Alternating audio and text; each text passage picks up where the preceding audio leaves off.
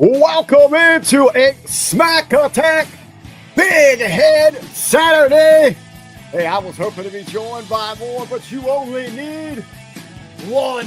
And yes, son, it is me. It's me. That R to the B to the B, Richard Bronson Bickley, riding solo this Saturday afternoon as we get settled in for a stacked, packed, absolutely jacked afternoon, well into the evening of professional wrestling. As I take to the airwaves, AEW is underway with their pre-show as they lead in to All Out in Toronto. And of course, later on, it is the big debut for the WWE on the sports mecca, the mothership, ESPN.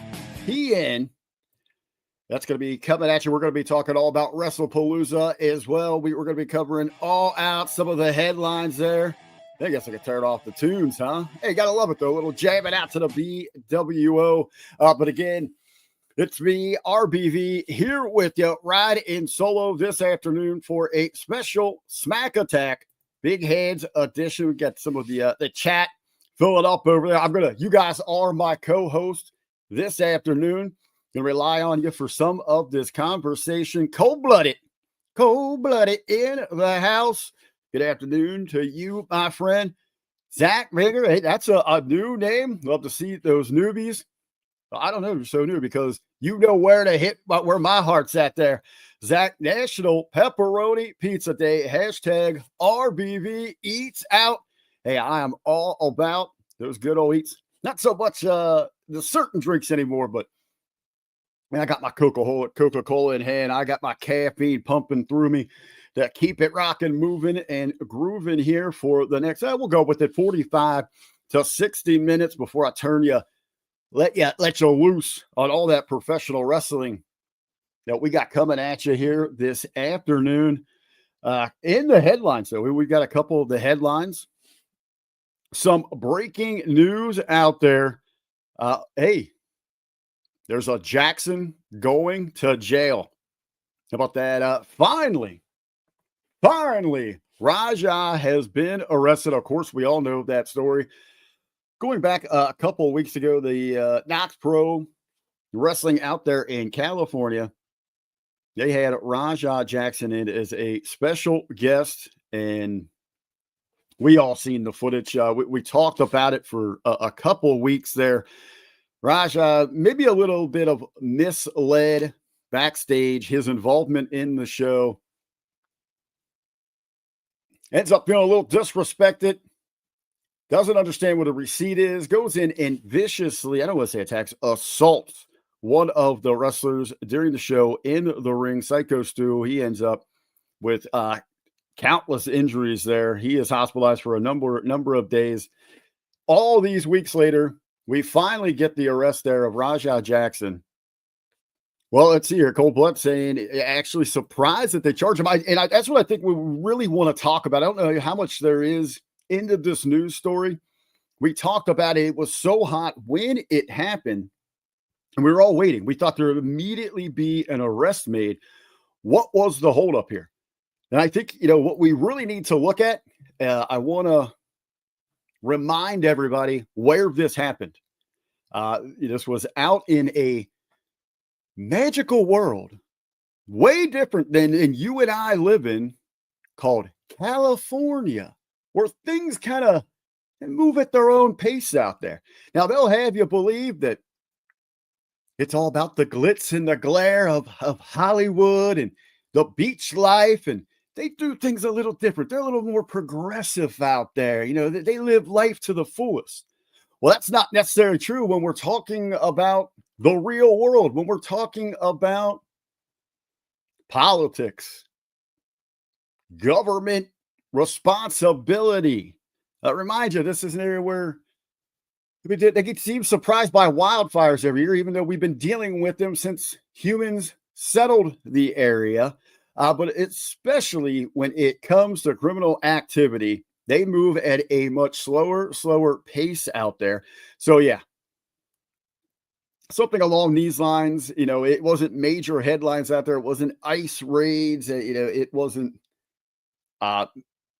mass rioting in the streets, things of that nature. So they're going to take their time with that. Also want to throw out there a thought. I won't spend too much time on this one. But if you're the LAPD and we've, if you've been alive any amount of time, if it be just a couple decades, 3, 4, going even back further than that, the LAPD or, the different jurisdictions out there, not really the most reputable, have the best reputation, the headlines surrounding them. So you better believe that they wanted to be very diligent and have all of their I's dotted, T's crossed before they made any moves inside of this case. Can you imagine? Because we saw in the reports that Knox had sent out to their locker room, their trainers, those wrestlers that were involved dealing with the company. Don't talk to the police. We're going to have certain individuals handling this. So now you've got collusion where they're all getting their story straight. And you know what they're telling them. The defense is, well, this is pro wrestling. This is what happened. This was all a work, brother. We knew this was going down. We're selling tickets. It's part of the show. The police are, they're investigating. They're looking at everything.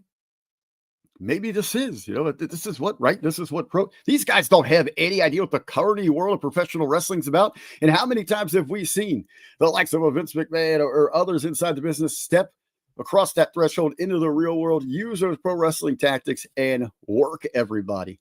So those police, they had to be sure that this was 100% a crime that went down before they pressed any of those charges. But yeah, they finally have been pressed. Took him in, book him, probably got a court date. See what Cold Blood's added here. They'll probably end up lessening the charge down to a misdemeanor.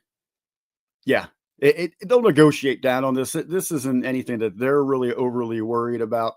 I did see, I know early on there were some promotions out there that had booked Roger Jackson. I don't know if those are still going on. That had kind of settled down.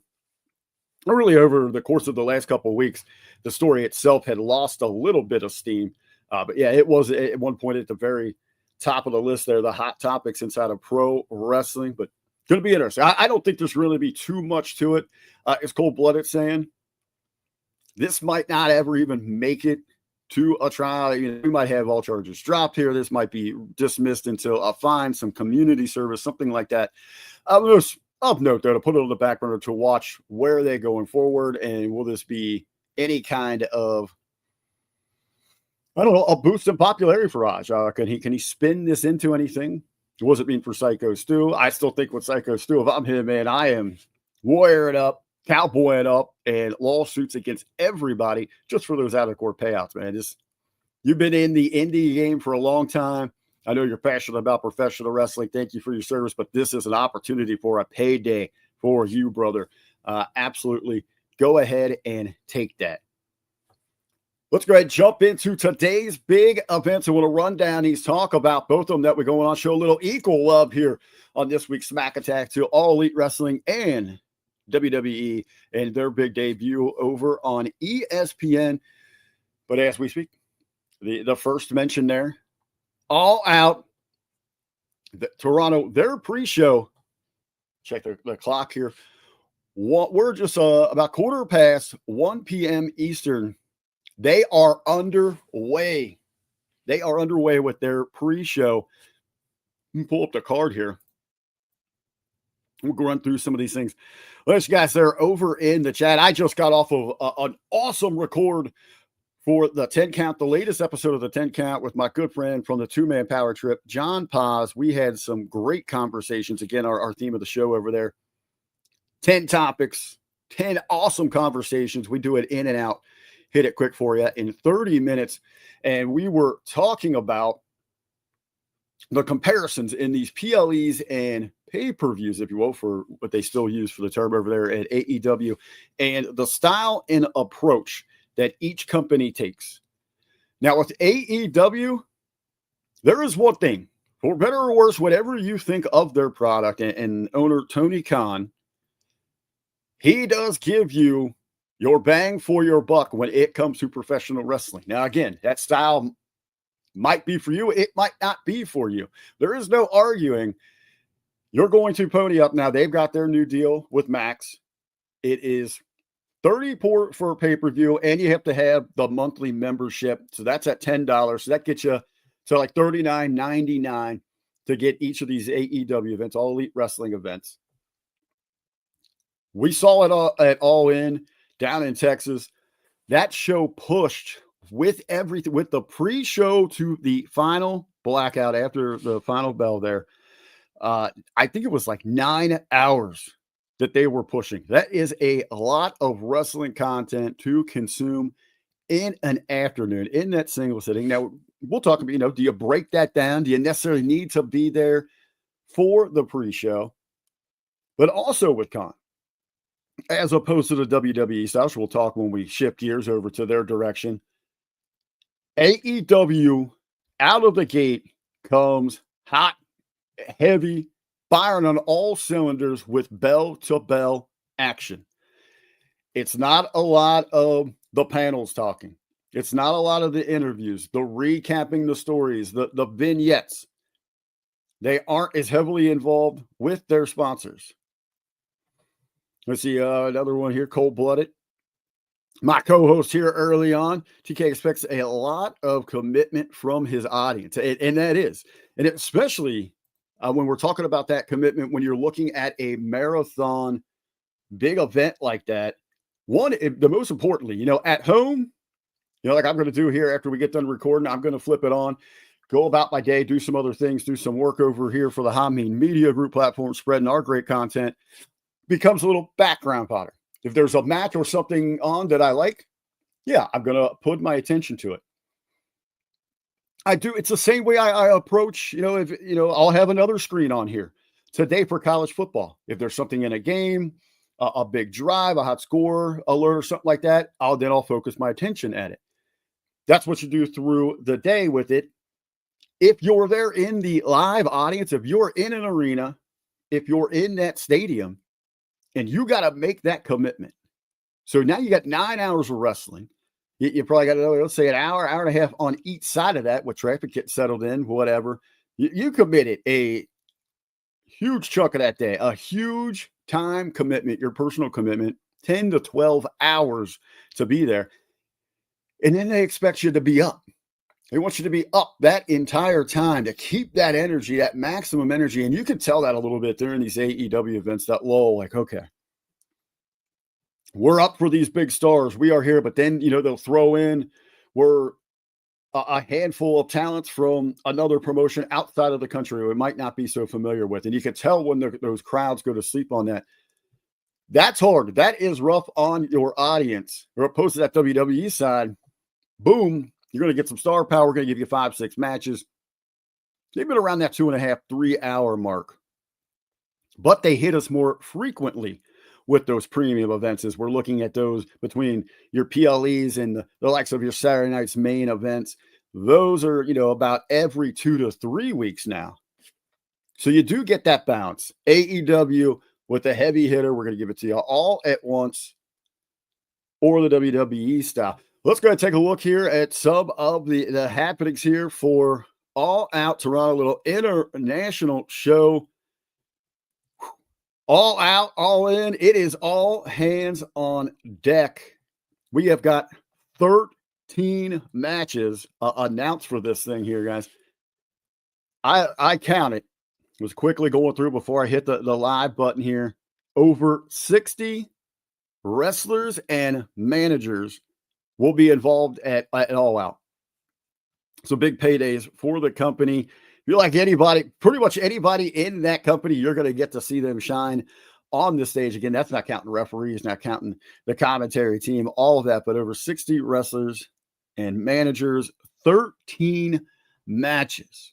A lot of multi-person matches between the girls and the guys, a lot of international flavor, a lot of different styles. So it really is a melting pot of wrestling styles. Jake 12 in the house. Say what's up, HMG, man. Love to see you there, man. Again, just flying solo here myself this afternoon. Nice, short, sweet, covering it all with me, RBV. J12 said he's going to watch both of them today. I'm with you. But again, with this afternoon show, it's going to be a little bit of the background. When I see one of the names that I want, I'm going to tune in, going to give it more of my attention. But again, the show itself, a melting pot of the different styles, promotions around the world, some different names.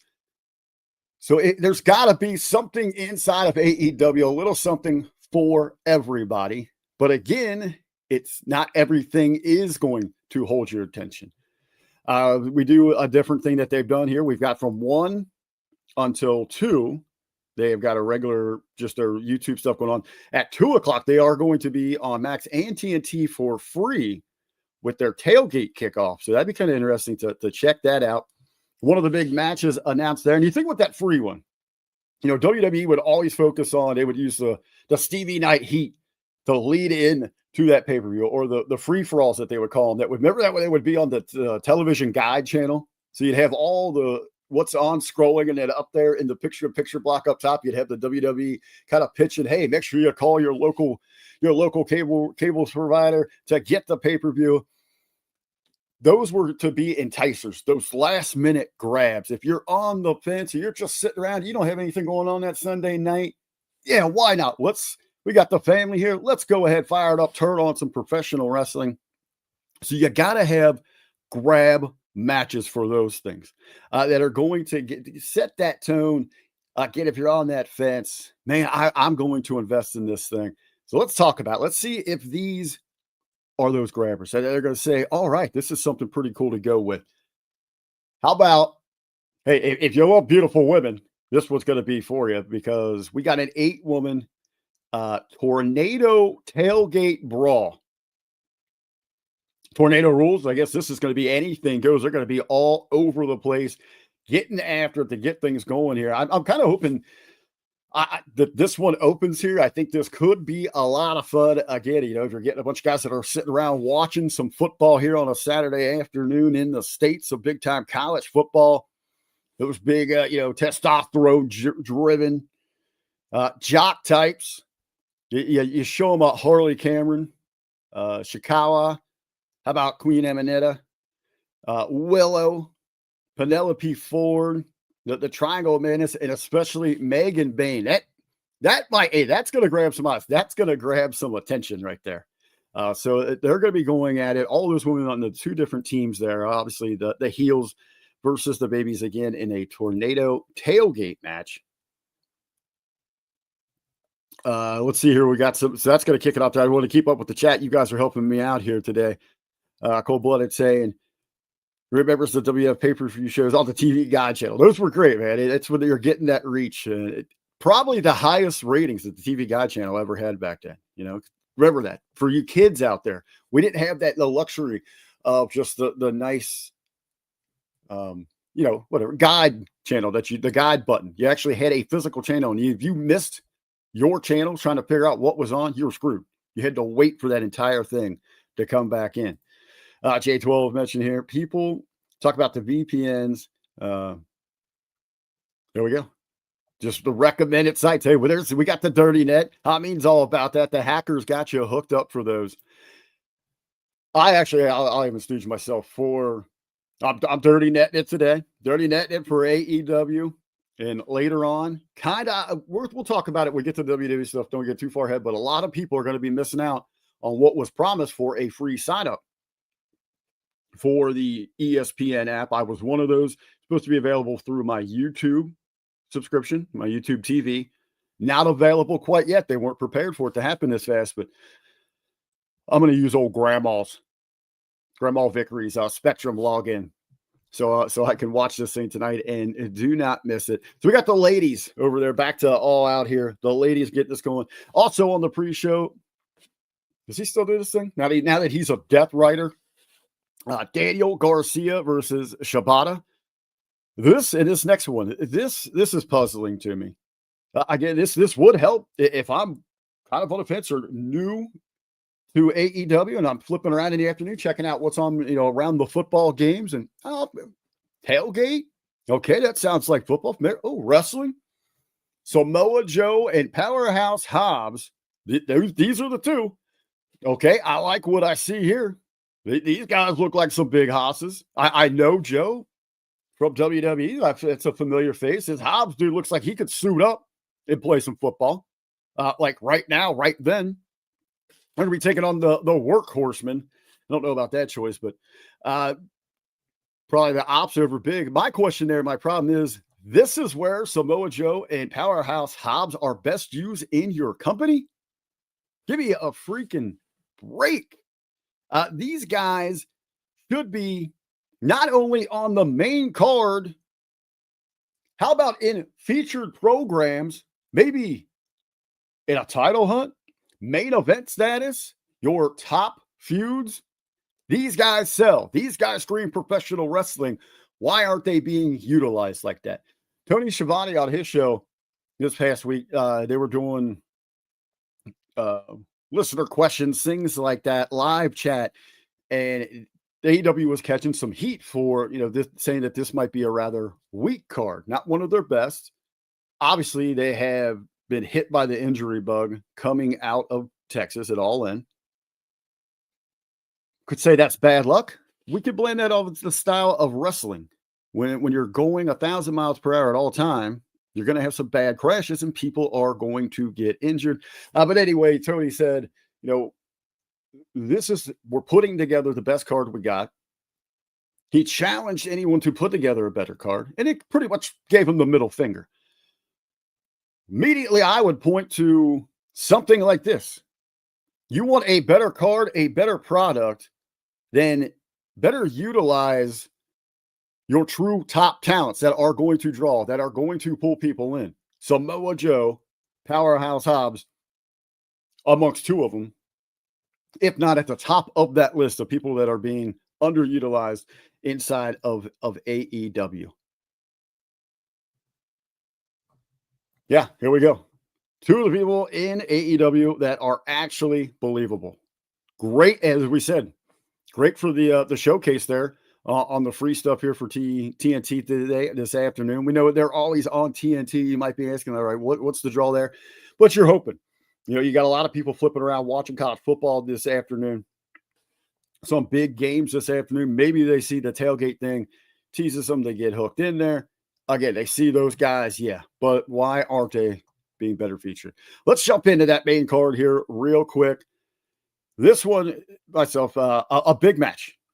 Going to get a big reaction for the hometown guys. This is truly one of the highlights that people are going to be looking forward to with this all-out card. It is Cope and Christian, or Cope and Cage, or is it Cage and Cope? Anyway, it's Adam Copeland, Edge, and Christian Cage taking on FTR, Cash Wheeler, Dax Hardwood, and FTR are going to have that dastardly Stokely in their corner. We'll see if he can get some of them Toronto hoes. That's going to be up for debate. But yeah, the hometown guys going to be over huge inside this match. Where did they drop the ball here potentially? Well, very simple. As big as this match is, not necessarily that these guys need this, but how much sweeter, how much more attention would it be if the gold was involved in this? How much better would it be if that gold was hanging above that ring? And we are going back to Toronto. We have got Edge and Christian. FTR, who is regarded as so high in their generation. Oh, yeah, coming up here in TNA, we've got the Hardys and Dudleys. They're going to be doing a match. I believe that might even be like a ladder match. They're going to work something in here. Why isn't FTR versus Cope and Cage the TLC match that's on this show? Oh, there is a TLC match on this show. There is a 4-way ladder match for the AEW World Tag Team Championships. It involves the Champs Brodito, the Young Bucks, Jet Speed, and members of the Don Callis family. Great. Wonderful. Who freaking cares? The spectacle, the spotlight, which would have been so much better for your overall product, is to take those beautiful AEW Tag Team Championships. Should have put them on FTR. Should have had them come in as the heel champs. the hometown, just not the hometown heroes, the legends, the over as fudge baby faces, Edge and Christian, Cope and Cage, chasing those titles, that big moment in a match that they made. Now, that is big time selling for your product. That then you're grabbing, you're entertaining your current crop of fans. You're pulling over some of those current WWE fans because they know all those names. They know that gimmick. You've upped the ante by having the championships on the line. Also, when we're pulling people in, you're getting that lapsed fan that loves that memory, that associate Cope and Cage with that TLC match. Can they go, these old dogs, go take down the top team of their generation? Can they survive the brutal ladder match? And they're at home. They're in Toronto.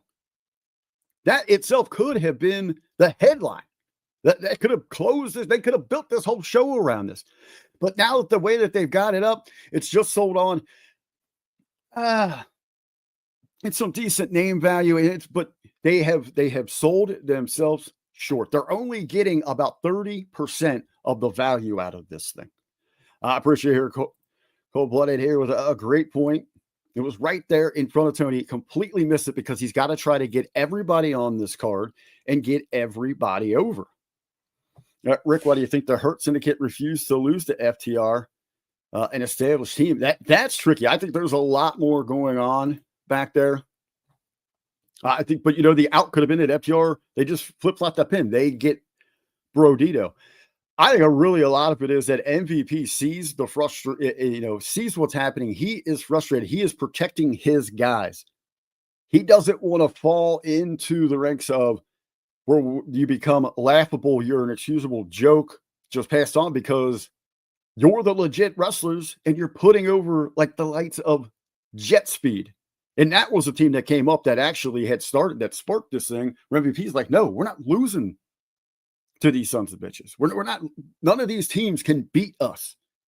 And I think there's a lot going on in there with FTR. I think there's a lot of people might like them just because of the ass kissing, where they're trying to position themselves with Tony. Cold Blood with another one here. That could have been the biggest match FTR's career that actually meant something, right? To have that moment with the likes of Cope and Cage, a match like that in their hometown, win or lose, that thing could go down, not just in AEW lore, but professional wrestling lore, as one of those great moments that we're talking about for generations to come. And certainly inside of the company, still so young, really, with only 5 years, what are their defining moments? If we had to talk about those highlight reels, that if this company can make it to 10, 15, 20 years, that we're going to be looking back on, say that was a moment that changed the game for all elite wrestling. And I think they have very few of those right now.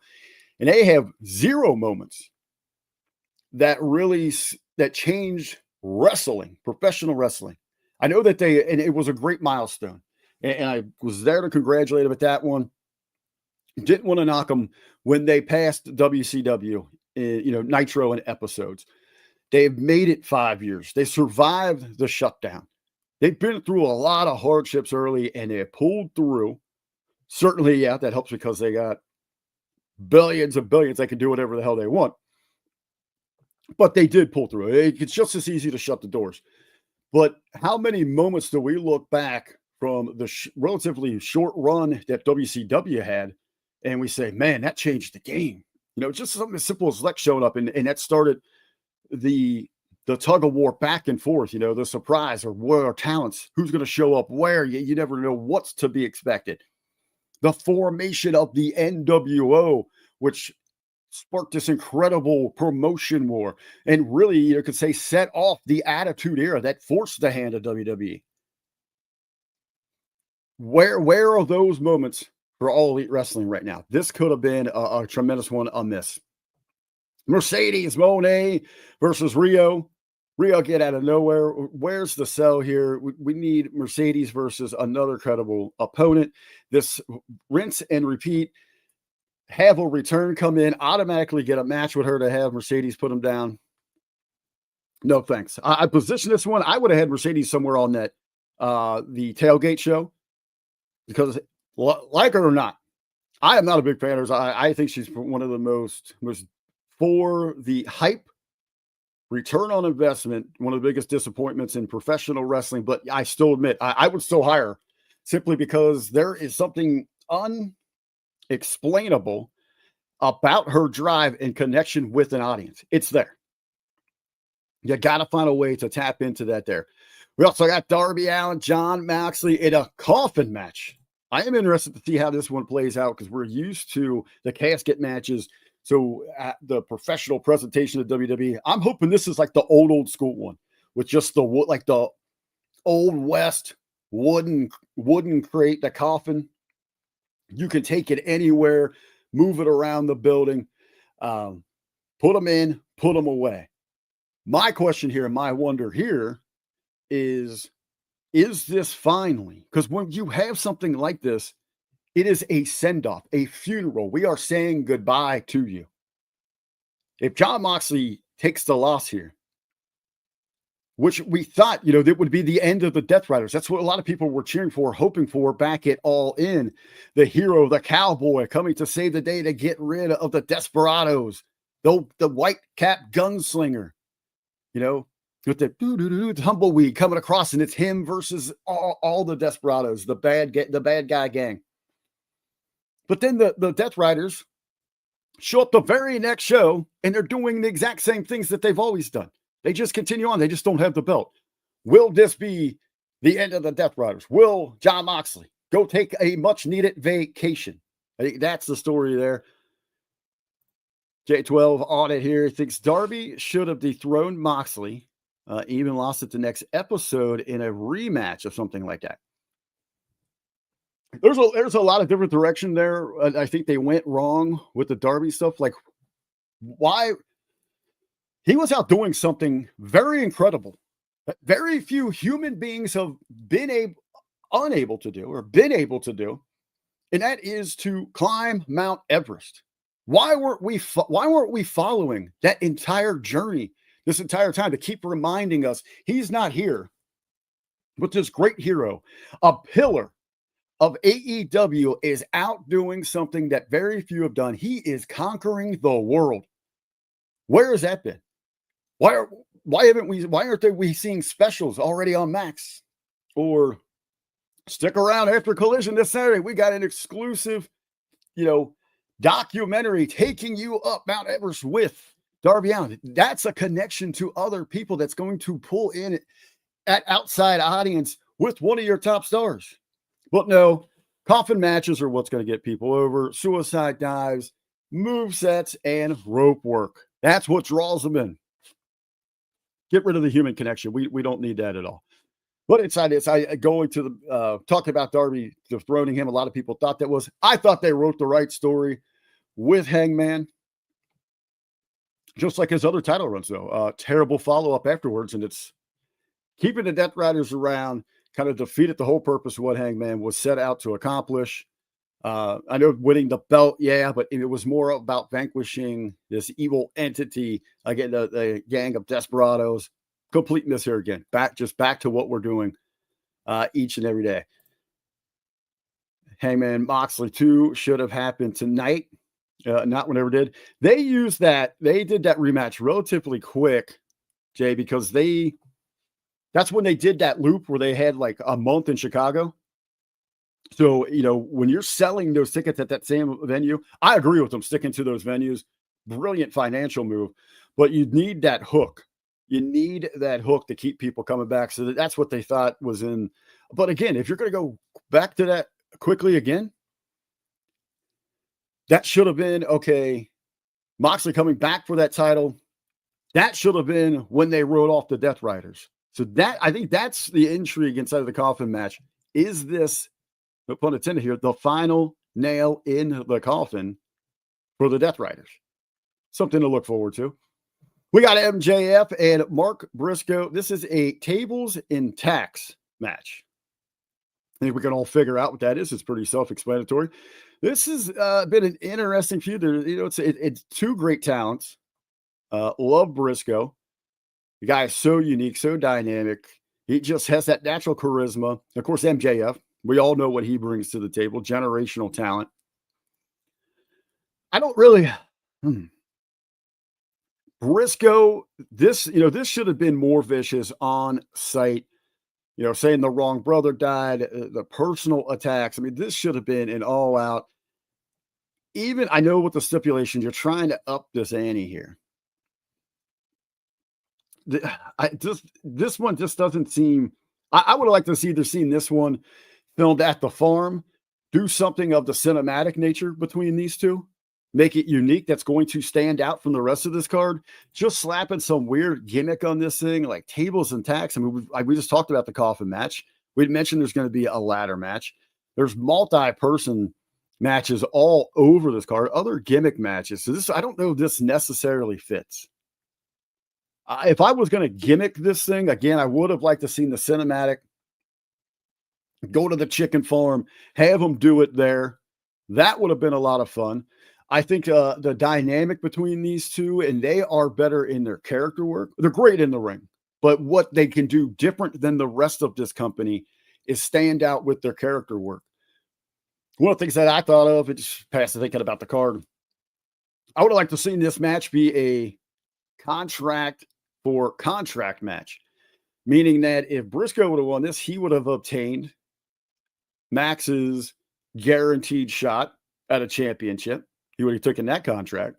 If Max would have won, he would have held the rights, the personal rights to Briscoe's contract for 30 to 60 days. I think it could have been a lot of fun with some skits, some vignettes of where Briscoe has to play like the Virgil to the $1 million man personality of MJF. Still looking forward to the match between those two because I'm just a big fan of them. The champ, the women's champ, one of the hottest attractions, just not in AEW, but in professional wrestling, Toni Storm. She is defending in a 4-way match. Again, they can't really commit to a challenger. They're not really telling stories. It's just rinse it and repeat with Toni Storm, but she's going to put it up against Jamie Hayter, Chris Statlander, and Tequila, the Spider Girl. Don't know, there's a lot of intrigue there. Hangman going to put his title on the line against Kyle Fletcher, who was also the TNT champion.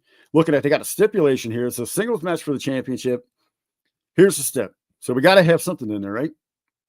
If any member of the Don Callis family interfere, Fletcher will be disqualified and stripped of his AEW championship.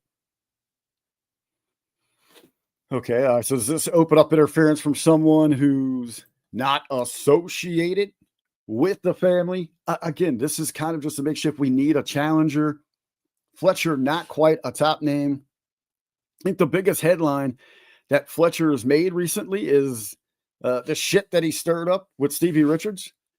Stevie just given a very fair assessment of where he sees Fletcher right now, puts him over as a tremendous young talent, just suggested that he would be better off in a program like NXT, where he could really learn how to work. Fletcher fires back with some choice language. You could tell he's walking that fine line. Saying Stevie doesn't know what it's like there. Not what it's like in wrestling, but it backstage, that he does have people he's asking for. But Fletcher's young. You look at him, the proto star. He does have that raw material. He just needs that clay just needs form to help him into that better star. See if there's any other big matches here. We've got Okada. Incredible talent, but come on, 3-way title match for the AEW Undisputed Championship. All right, who cares there? Big Bill, Eddie Kingston. This is one of those matches. I watch AEW. I watch programming every week. This is one of those I haven't retained. Did I miss anything? It's just from Ring of Honor.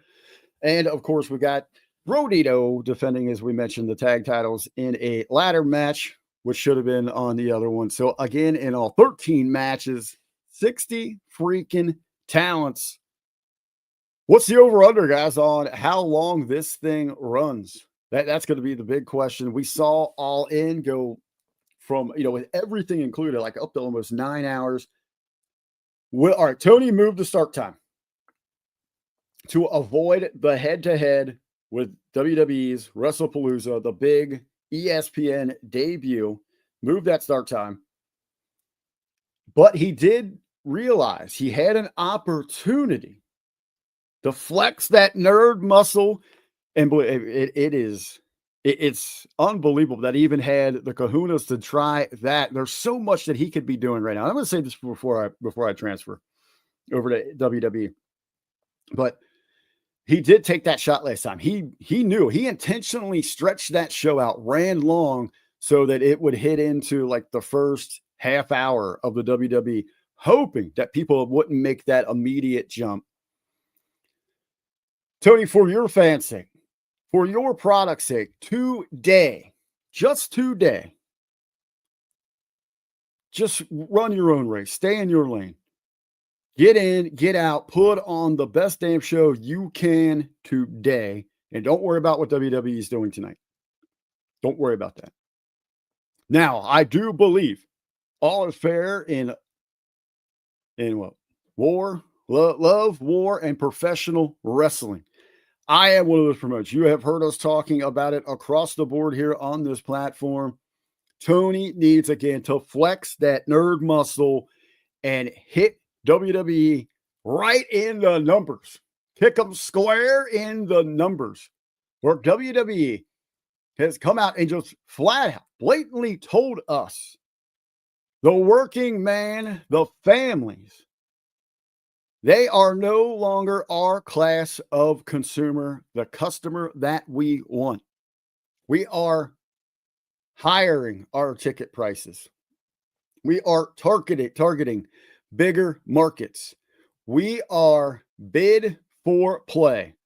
If you want us in your town for these metro areas, you got to come with the big bucks, or we're not going to hit you up. So B and C markets, you're already out of here because we cut our house shows. We're adding premium events, yes, but now they are going to the highest bidder, to the top dollar. Saudi Arabia, $350 billion for 2 events. I don't know if that's going to change, if that's going to upswing the entire curve. But we see Washington, D.C. Boston was supposed to get John Cena's final event. Washington came in and said, we're going to outbid them there. We get the change. New Orleans, WrestleMania. Nah, not happening. Vegas just came in. Outbid you. We're pulling the rug out from under you. Here's money in the bank. No. This is what we're seeing from WWE. A family of 4 wants to go to an event. Get ready to pay, Pops. Get ready to pay, Mom. It's going to be over $1,000 to go there. AEW needs to counter, needs to come out. Play to the fan, the true wrestling fan. We are here for you. Tony did say that he is interested in 2027 in running a major wrestling event in the spring. Does that mean, is that what we're all asking for? Does he have the cojones to counter WrestleMania? Go to a major market like New York. If you want to do international, go over to the UK for something like that. A place where a lot of people will convene, that will travel to a destination. Bring the wrestling conventions in. WrestleCon. Bring in the indies. Invite them to run that week. Create a wrestling festival that is truly for the fans. Make it a FU, WWE. FU. Because wrestling is FU for us. That should be their motto going forward. Flex up, Tony. Go after them. Hit them right in the numbers. Speaking of the numbers, let's switch gears. Let's look at that big business being done by WWE. Of course, they've got the big debut tonight. The partnership that seemed like a dream, finally a reality. The sports mothership one of the biggest acronyms in the world. We all know it. ESPN begins the ESPN era tonight. Wrestlepalooza. Let's talk about some of the headlines here. Is before we run down this card, I think the hottest topic, checking out the IWC today. A lot of people seem confused, unsure if they're going to be able to watch this thing. I think it's been a lot of problem in the advertising and basic just instructions. How the hell you can watch? How can you sign up? Where can you find Wrestlepalooza? Of course, you could just listen to Stephanie McMahon, who threw out there completely just walked you through the steps of how to get a VPN, so you don't just bypass this new blockbuster $1 billion deal that they just got with ESPN. And even in the advertising, they're saying on ESPN. It's like that read the fine print on the app. And then there was certain providers, you can obtain the app just, already if you're paying, put in your user information, get signed up. Well, as it turns out, a lot of those individuals are going to be left out because the rush to get WWE to the ESPN app, this wasn't supposed to happen until 2026. We're getting this months in advance here. They weren't necessarily ready for the rollout. As I said earlier in the show, I'm one of them. Cole was asking here, I'm not sure if you'll be able to watch on ESPN. You have Spectrum. Yes, you will, because this is how I'm doing it. I have YouTube TV, who I was told I would be able to log in, but not yet. So they're not ready. Spectrum is ready. I call Grandma Vickery, Grandma Marie. She's hooked me up. I got her Spectrum login and password, so I am set to go. Big Ray did the same thing. He called his mom. He's got her Spectrum login and password ready to go. Hey, tonight, make sure you join us back here on the channel. 6:30, we'll be going live. I know Big Ray and I are going to be kicking off the party. We're going to be joined throughout the night. Jimmy T, he's going to be there. Let's go, Brandon. Your regular watch-along host is going to be there. I think Colin's going to do a run-in. We're going to have a good old time watching together, little HMG party, some good eats, some good drinks, some good time. So join us back here on the channel, 6:30 for the Wrestlepalooza watch-along. But anyway, so a lot of people unsure where to find this. So you already got that confusion. That's going to present some issues. You've had that misdirection of where, like, the way they have pitched this is it's on ESPN. So a lot of people, I think, are going to be confused and just hope that they can turn on one of their ESPN channels, and there it's going to be. They're going to get college football. There's some other questions that I know a lot of wrestling fans had going into this is, like, well, I'm not into sports. I find that hard to believe that there wouldn't be that much of a crossover. Then you start looking at what maybe was behind this business dynamic. So this is an interesting, some stats that ESPN had thrown out there, shared with everybody. This is audience overlap. 84% of WWE fans are NFL fans. Makes sense. NFL is the number one sport in America, North America. Got a great global reach. 73% are fans of the NBA. Great global reach as well. 72 fans of MLB, Major League Baseball. This one I thought was low. 66 of college football. Interesting numbers there. I actually thought that they would be much higher. Then I started looking at the wrestling audience here. I guess we have moved towards more of a minority or a majority of Dungeons and Dragons and comic book nerds. Guys have never touched a titty. I think that's pretty much the fan base right now. When they're begging for subs, it's not for streaming services. It's not for delicious sandwiches. It's for submissive losers, apparently, because we're not watching real sports. I thought it would be an easy crossover. When I heard the ESPN was the partnership that was announced, I was ecstatic that now I could go get basically all my sports needs and my wrestling in the same place. Personally, I loved it. I know that wasn't the feeling across the board. I think when we look at the business model here for WWE, they're more worried about the larger reach at that higher price value. They like being more associated with the actual big league sports instead of the carny aspect of it. The redneck mom pop right? The old family, the backwoods wrestling crowd. They want to be seen high class now. That's why we see it, this year when they made the switch. You got any kind of celebrity, they are showing you throughout that night. You're getting more screen time than the wrestlers. If you're a C-level celebrity, they want that notoriety. They want to rub those elbows with those types. If you're ESPN, you're really just adding to your catalog. You've got one hell of an a la carte menu, and WWE is just going to be a flavor on that. When it comes to these views, WWE, they know they've got that hardcore, those suckers. What do they call them? Marks. They've got those marks that are going to come over. Hook, line, and sinker. One of the first things I was taught in my profession, marketing in bars, we do not cater to alcoholics. Why? Because we know that they are already going to spend their first and last dollar with us. We've got them hooked. There we go. That's how WWE right now is looking at their audience. Marks. And you're not a fan, you are a consumer. So that's what they're going for with you there. You have to realize, and I know it's hard to make that, to cross over to that, to swallow that pill, but that's a dollar amount to them. What they're hoping for with the move to ESPN, because now they've got an audience that is looking for excitement, something larger in life, the big spectacle. Well, watching some of the stuff here throughout the week with the appearances to promote this thing on ESPN, they kept that's what they were talking about.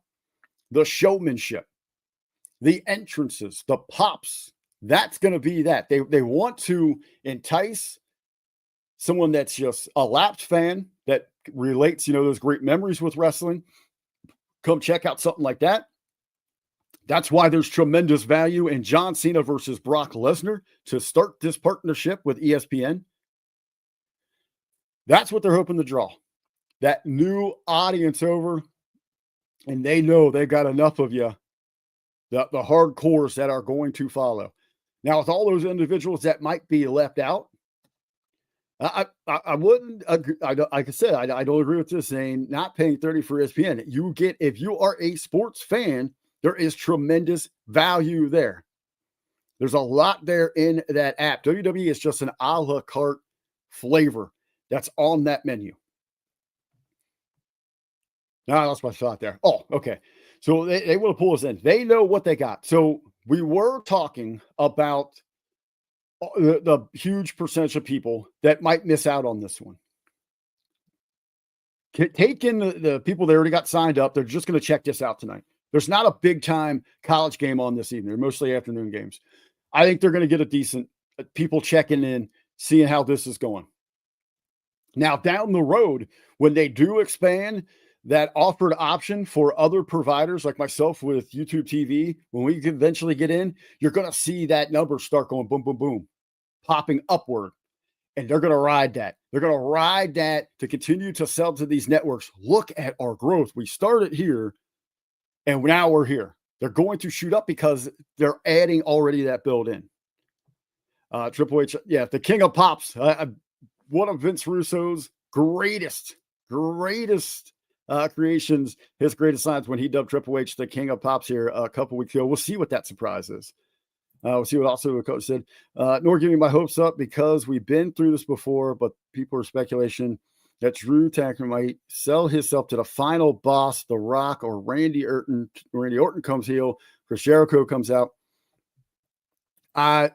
We'll see if they're booking just for the sake of a pop. I think it would be a huge mistake to take that off of Cody Rhodes. We'll talk about the card here in a moment. I think that's a good transition. We talked about the business side of it there. What's going to happen? Those are going to be the conversations. Let me know over there in the chat. We got a few of you guys here.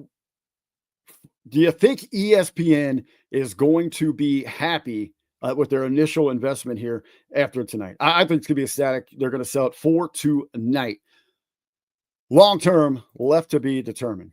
We talked about All In They're underway over there. They have got 13 matches with over 60 people on it, as opposed to the strategies, the stylings of the WWE. We have got 5 matches announced. 1, 2, 3, 4, 5, 6, 7, 8, 9, 10, 11, 12, 13, 14, 15 wrestlers and managers announced. That is a drastic difference in the locker room count. When we look at this WWE card, they went to ESPN, and you got to believe that ESPN, the executives, they wanted a blockbuster. They want to knock it out of the park, grand slam for the first time for WWE on the network, Wrestlepalooza. They want that spectacle. They want the pop that they bought. That's what this is about. Kudos to WWE for what they've got. They have put together a pretty good name value card. Will it deliver? Let's talk about it here. 2 of the names that are going to be new faces for this larger audience. Hopefully they can go out there. And I, the old strategy, ECW, Paul Heyman, he utilized this to perfection, is you mix in some younger upcoming stars with the well-known names and let those young ones shine so that they can become more familiar with an audience, hopefully a household name. Let's see here with Blue real quick before I jump into them. It's going to be content filler at a price, yes. Otherwise, no. Let's see. That's another thing. I love watching the marketing of it. We're going to see where the product, the sponsor placement, the celebrities that are going to be in Indianapolis tonight that they're going to roll out. Halliburton's going to be there. Mac's going to be there.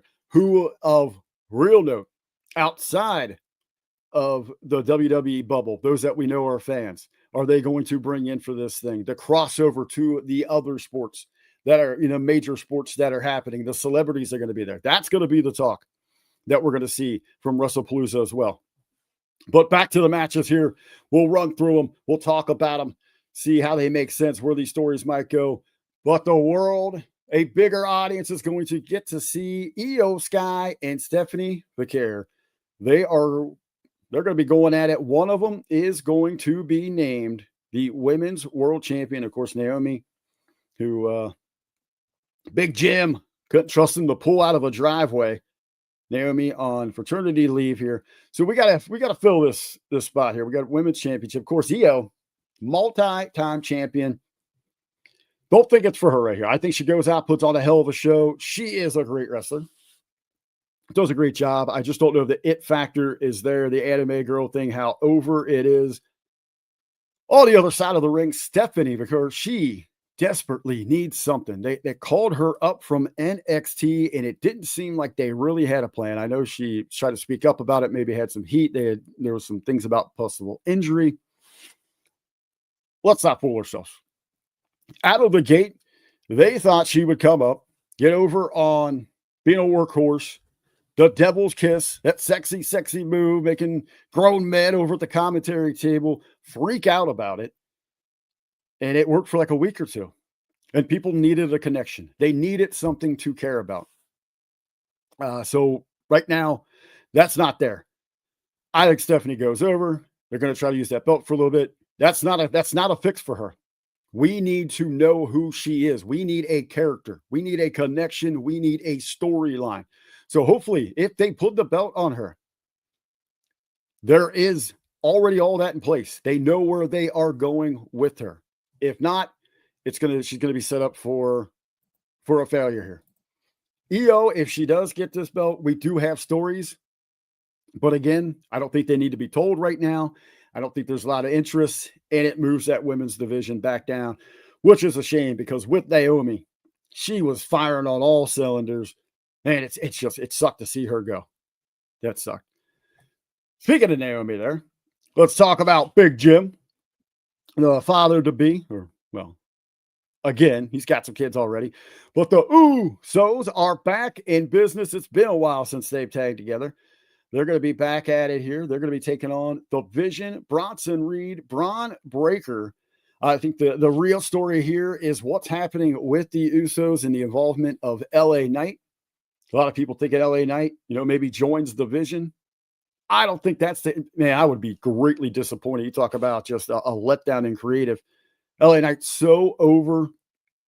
Let me ask you, chat. LA Knight, who's he mimic? Who is he in a nutshell? A modern day, wrapped up, rock and stone cold. He doesn't need the vision. He doesn't need to be playing second fiddle to anyone. LA Knight can firmly shift himself into that anti-hero role. Somehow involvement in here. I think it is Jay's going to crash out. I do think that's what we're going to see. We're going to see Jay be the one that wigs out. If there's anybody involved inside of this, it's Jay who needs a serious new direction that needs somewhere else to go. Now, the question, Zane, I'll throw this over to you in the chat, everybody, but Zane's talking about it in the chat, saying Jay will cash out or crash out. We talk about the big event feel, that energy, that vibe. You need the pops, the sing-alongs, the moments. If you're going to push Jay to that far evil side, does that kill that off? Will they risk that? Is it now they don't even care as a company? That they don't even care for Jay as a wrestler, as a company. They just need to fill the pop and the song. That's all the value. Is that his value? I'm asking the question, not saying it, asking the question. I think that will be determined here in this storyline. I don't think it is cashed out, Vicious. Zane's saying over there he's already cashed out. I think there's tremendous value because this week on the rounds on ESPN, when the Usos were involved, or they're talking about that atmosphere, that energy, those pops, that's where they were going. And as now you're opening this up to that ESPN audience, that's what you get. Can the influence here, now that we are officially in a relationship with ESPN, how cool would it be to see it on college campuses, on Sundays in the NFL, all these stadiums with the, if I'm Jay, I'm pushing for that, but I don't want to be turning. You suck it up, stay baby. You go on tour and hit all these places. You become the talk of the town, one of those ambassadors, talking head PR crossover guys. You're a major focal point selling the brand without bumping. He doesn't need the belt with him.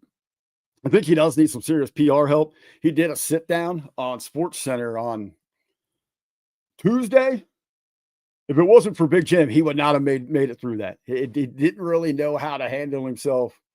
It didn't seem like he really knew how to handle himself outside of that ring in that interview thing, but there's some value there. So I think that's the direction, the storyline creative versus the business value of Jey Uso. We'll see it there. We were talking about Cody Rhodes and Drew McIntyre earlier a little bit, but let's get into the match. Cody's back. Drew on the hunt. This is a big program going forward. SmackDown seriously lacking on star power. Pretty much the entire Blue brand for the next couple months is going to hang on this program.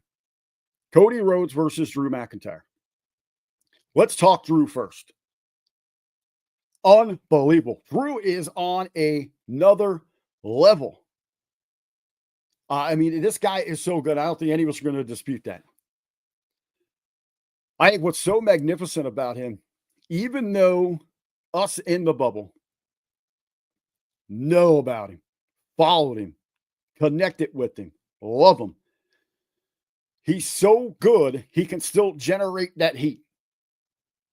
He can still get you to boo him. We can buy into hating Drew McIntyre. And that is one of the greatest assets in professional wrestling today. It's what makes him one of the absolute best, that he can go out there and play a role as a villain.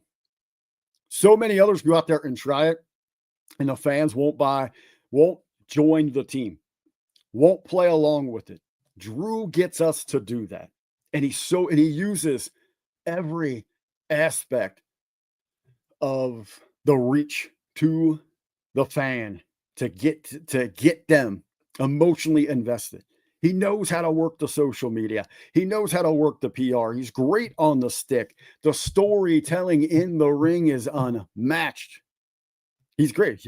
Let's say you're saying you can never hate Drew. That's fine, but he gets the boos. He gets the heat in arenas around the world. The guy is so good at it. Now, if he wins the title and Cody's got to go on the chase, I'm not mad. I think it's a classic story there.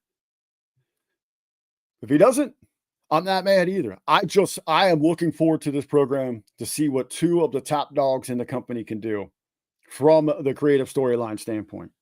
Cody, on the other hand, just as great. As Drew has the ability to grab the heat and get you to play along, to buy into him being the heel, Cody is one of the few that can go out there and still be a white meat baby face and still get that admiration and that love. I know there are some out there. It was that split audience with Cena. I don't think that was so much against Cody. It was just so pro Cena and all the bad booking and the BS that we had to deal with. And they were so glad just to have John back that we seemingly as a fan base almost forgave the terrible, terrible creative that they threw at us there for 6-7 months. Complete waste of all those months, everybody's time. We realized that was so bad. And then the turn back to a good guy Cena was so bad, we didn't care because we just wanted Cena. And we know it's farewell tour. But Cody is still on top. Great in the PR, moving merchandise, crossover appeal. What you want, blueprint, create a wrestler, create a champion from Cody. Looking forward to this program. I hope they give us a match here tonight that takes us to the edge of our seat and still makes us coming back, keeping more between these two. Look for that. All right, we got the Punks versus the Lynches, the mixed tag. I think the network's executives are loving this thing. This is going to look different than anything else on ESPN. You've got women's sports, men's sports coming together, mixed tag. I don't agree with the creative build into this one. I think it's been a major letdown, but it's still got a lot of steam behind it. People are interested. They've been moving the numbers with them. So we will see. What do you guys think over there in the chat for a finish for this match? Who goes over? What makes sense for the creative? I think at this point is AJ, first time back, 10 years out of the company. Becky on total bitch mode, getting that heat. I think you have AJ get the pin on Lynch. Big pop moment. That's what we're looking for again. They're all about them pops. Then the ladies can spin off into their own program, do their own thing, eat up their own segments, all that. Punk and Rollins continue on what they've got. I'm not really this big that Becky needs to be with Seth now going forward. She doesn't really need to be a part of the vision. Let her be her own entity that they have just come together here for this purpose to try to take out the Punks, or that AJ or that Lee came back. I'm with you here, Goldblood. AJ can't lose in either way. Like, it can't be Punk taking the pin. Don't give us one of these vision screw job endings. Let's just do it nice and clean. Just give us something clean here. Give us that moment here for AJ's return. Don't overcomplicate it. We got here saying, well, it doesn't matter because they didn't have an ECW stipulation. There you go. Zane, all right, you always got to be difficult here. So you wanted the actual heel Cena. Maybe in a different direction. Maybe if they didn't screw it out of the gate where we had the boss involved, we had maybe someone else besides Travis Scott. But what they gave us was absolute garbage. We all know that. You have to agree with that. So at that point, nobody wanted any of it. Main event time here. This is big billing for ESPN. If you're flipping through the app, wrestling, huh? Ooh. You want two names on a poster? You want to sell this? It doesn't get much bigger, better right now than John Cena and Brock Lesnar. Everyone knows those two global phenoms recognizable names, game changers in professional wrestling. They've crossed the boundaries. One to Hollywood, one to the fight game. Absolute studs, badasses. The farewell tour. Lesnar just being Lesnar. That's your tune in. That is a big seller.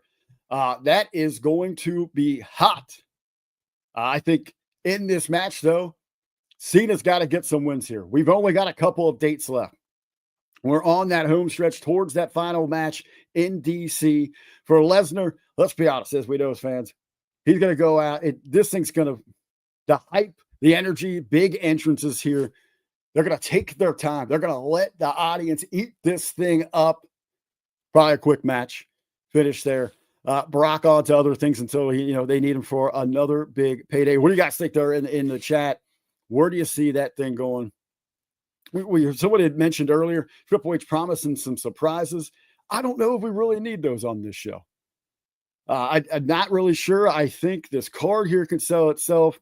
They're going to come heavy on production. This thing is going to look amazing. I'm interested to see the celebrities that we've got here because love it or hate it, right or wrong, that is the WWE that we're living in. That's what this is about.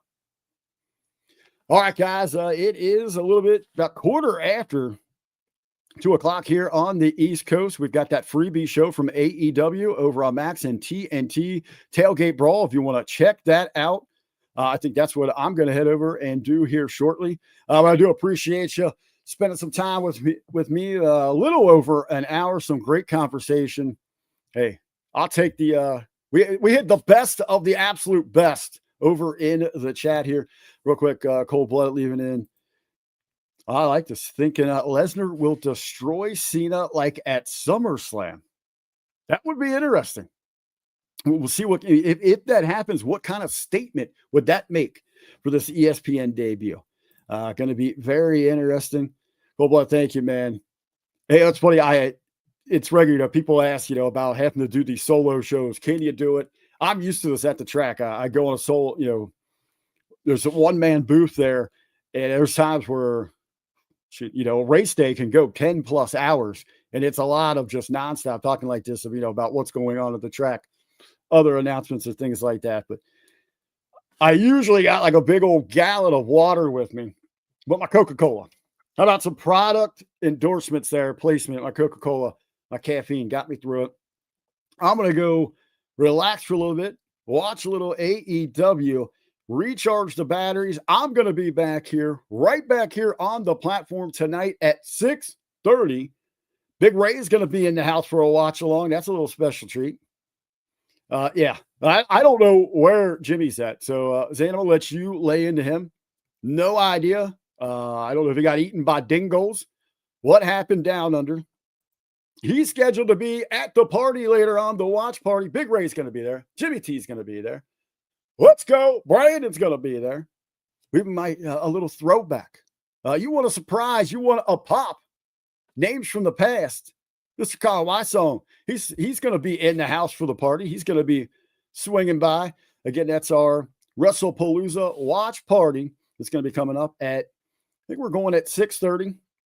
Of course, the show's going to start at 7, so we got a little 30-minute little hype session going on, but stick with us. It's going to be real laid back. All of us just reacting in real time to what's going on. Just like the good old days when they had the pre-shows. Remember, as we talked about earlier, when the pre-shows on the TV guide scrolling, and it was up there in the corner getting you to buy the pay-per-view when you had everybody over to the living room, everybody chipping in that $5. Hey, brother, can I get you next time? I'm a little short this time. Oh, also, I'm going to eat your chips, drink your food. You know how that was. Couldn't ever collect that damn money. But it was still a good time because everybody enjoyed wrestling. They loved wrestling then. So you just sit around with your buddies and just kick it, watching it. That's what we're going to be about tonight. Hope we can pack the chat. Hey, right here on the channel, grab the link to that. Share that to your socials. We want to fill the chat. Have a great time. Hope to see everybody back there. Thanks for joining me here on SmackAttack Big Head Saturday. We will see you in just a few hours for Wrestlepalooza.